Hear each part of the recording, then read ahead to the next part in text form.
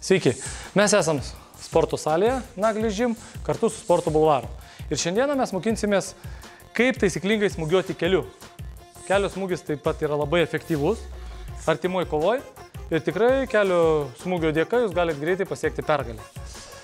Taigi šiandieną pademonstruosime, kokie esminiai principai reikalingi išmokti, kad jūs galėtumėte tai nesunkiai padaryti.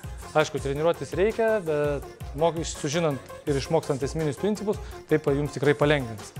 Pirmas, vėlgi, pasikartosiu, kaip ir visose pamokėlėse, kad tai yra patogi stovėsena, rankos pakeltos ir labai svarbu, vėlgi, dubuo, tartum, kaip mes kartais sakydom, kad kaip norit užšokti tvistą, žinot, tvisto šokis.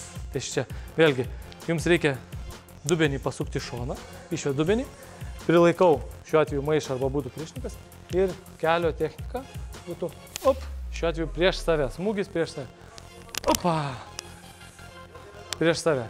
Dubuo, vėlgi, kaip ir spyrė, atsimenat, Maja Geri, tai vat vėlgi čia ir eina kelias sulenktas, kuo daugiau sulenktas, tuo jis aštresnis yra, dubuo į priekį pasiduoda, pats atsilošėt atgal, kad gautųsi sverto principą.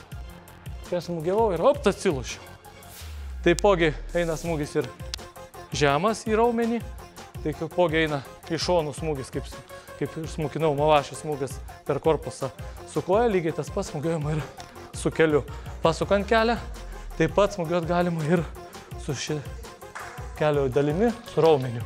Kada priešininkas nulenktas ir tiesiog smūgis tiek viena, tiek kita koja. Būtų 1, 2, 3. 1, 2 ir aukštas 3. Kelių smūgių įvairių yra ir taipogi kaip ir alkūnių smūgių, su pašokimais, su paskridimais į priekį ir taip toliau.